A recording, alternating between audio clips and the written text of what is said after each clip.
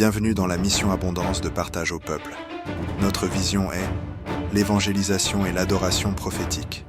Nous vous livrons chaque jour, par le Saint-Esprit, un message, l'Évangile, qui nourrit et qui fait grandir votre foi.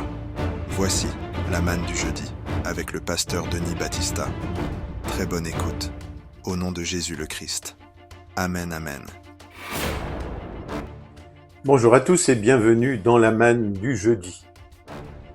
Dans l'Église des premiers temps, Philippe n'était pas ce qu'on appelle aujourd'hui une célébrité.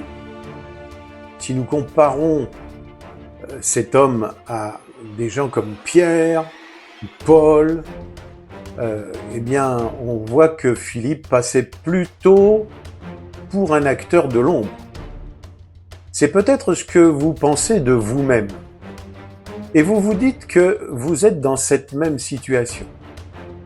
Cependant, il faut que vous sachiez que le succès de l'Église ne dépend pas de ces célébrités, mais de gens ordinaires, remplis de la puissance de l'Esprit Saint pour devenir des témoins extraordinaires de Jésus-Christ.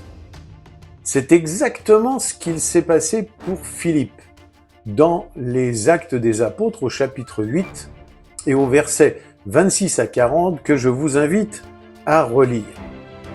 Philippe occupait tranquillement son temps à s'occuper de ses affaires quand le Saint-Esprit va lui donner l'occasion d'annoncer la bonne nouvelle. Et ça, vous le lisez dans Acte 8 au verset 26 et 29. Vous ne devez jamais oublier que Dieu est toujours au travail dans le monde. Et nous, notre travail est de rester sensible à ce qu'il fait et à le laisser nous utiliser au moment opportun. Alors, comment l'exemple de Philippe peut-il nous aider à partager efficacement notre foi ? Regardez le déroulé de l'histoire. Philippe commence par poser des questions et non pas par donner des réponses. Le verset 30 nous dit « Il faut que nous comprenions comme lui que nous devons chercher à comprendre le ou les problèmes des personnes que l'on va rencontrer, qui sont devant nous, avant de leur proposer des solutions. Ensuite, on voit que Philippe prend le temps d'expliquer l'enseignement de la Bible sur Jésus, au verset 35. Donc, étudier la parole de Dieu est essentiel pour savoir de quoi nous parlons. Une église en bonne santé est une église dont ses membres étudient et partagent la parole. Mais l'aspect le plus important, c'est que Philippe avait le désir d'agir, même quand il ne savait pas pourquoi.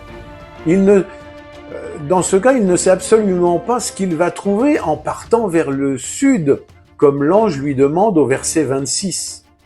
Il sait seulement que Dieu veut qu'il prenne ce chemin et qu'il soit prêt à intervenir.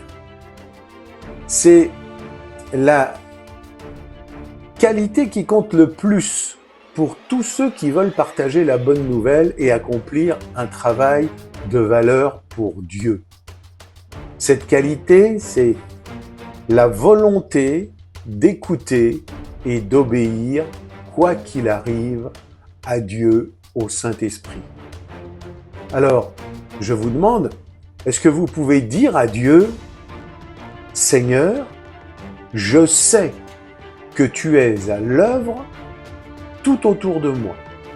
Ouvre mes yeux sur ce que tu fais et donne-moi le courage de suivre l'inspiration et les instructions de ton Saint-Esprit. » Amen. À bientôt.